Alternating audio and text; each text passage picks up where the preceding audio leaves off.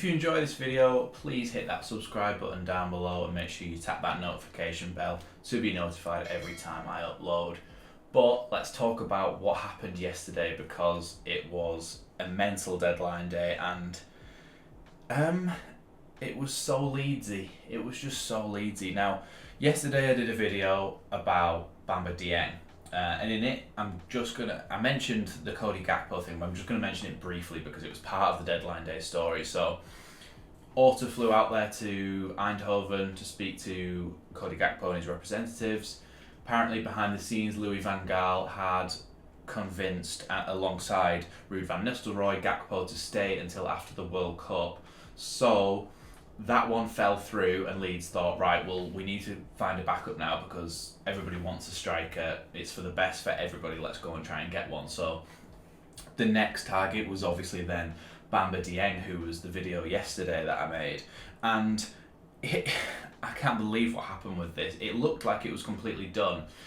Then we started seeing tweets from Phil Hay, from Fabrizio Romano, etc., David Ornstein, and Dieng was at the airport and Nice representatives had collared him at the airport saying, we want you to come to Nice instead.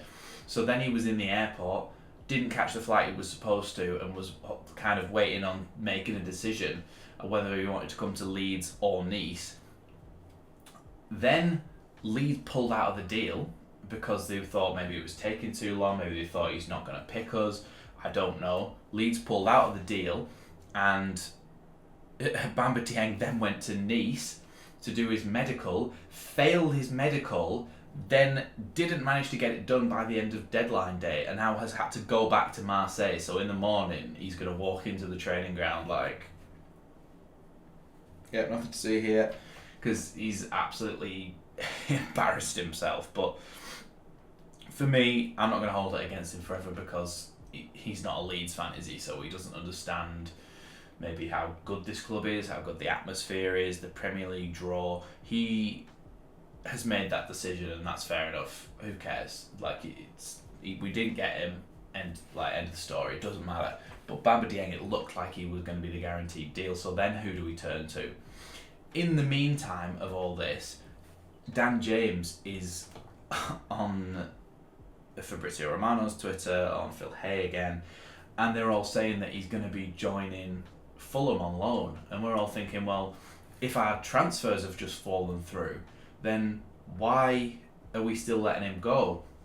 And it actually, before the deadline, he was announced before the striker that we actually signed was announced. So everybody was like, hold on, we've let him go, but we haven't got anyone in yet. So that's the Dan James thing. I talked about this yesterday as well. I don't think we should have let him go to start with. Before we talk about Gnonto, I don't think we should have let Dan James go at all. I think he wasn't the best player in the world. He didn't have the best end product in the world, but he's part of the squad depth, and he can do a job when he comes on there. Like I said yesterday, especially against teams who come out and attack you a bit more and leave space in behind, that's when he's dangerous. And I think having someone with that much pace to come off the bench is always a good option. He works his arse off. He's never ever been for want of trying. He's always worked his pan out, tried his hardest for the club. And so I think loaning him out for a season, I just don't get it. I don't understand why we would do that, because really we've gone a step backward. Now I'm going to talk about Willie Gnonto now, and I rate Gnonto. I think he's a one for the future and a real good prospect, and a bit of a coup at the amount of money that we've got him for. But he is 18, and we've sent out our second most expensive signing ever on loan, and brought in an 18-year-old who's not going to be like first team ready. And that's by Marshy's own admission. He talked about this the other week, and he said that Wilfried Gnonto wasn't ready for first team Premier League action. So I think we've gone a step backwards. Let me know what you think in the comments down below, but letting Dan James go out and bring in an 18-year-old, I can't see how anyone would think otherwise than that is actually a bit of a step backwards in terms of squad depth. Yes, it's in the right position of a striker, but you need both of those in there. Like, really, we needed both of those in there. If it was a Cody Gakpo or a Bamba Dieng, an established first team striker, then I could maybe understand it a little bit more. Still though, the squad depth was our biggest issue last season, so for me, I don't think we should let Dan James go out on loan. I feel a bit sorry for him as well because he was waiting around till the deadline time again. He must absolutely despise deadline day. So yeah, I don't want Dan James to go. I wish he hadn't. I don't think it was a good decision. Without further ado though, let's talk about Wilfried Gnonto, because I've said all that, but I don't want to go into this Wilfried Gnonto transfer with any preconceptions based on what else has happened. Like, I don't want to prejudge him and say, oh, he's only 18, he's crap, we don't need him, we should have signed somebody else. Like, you've got to give him his chance and the respect to let him have a go and see what he can do. He's only 18. Same age as Darko JB, who's not really anywhere near the first team at the moment. So, Gnonto then. Well, people are saying he's only 18, he's not really done anything. He's got 4 caps for Italy, and that must mean something. In those 4 caps, he's started 2 and came off the bench in 2. In the 2 that he started, he's got a goal and an assist, a non-penalty goal and an assist. So, and 2 of those games were against Germany, so he can't be that bad if he's getting in the Italian national team side.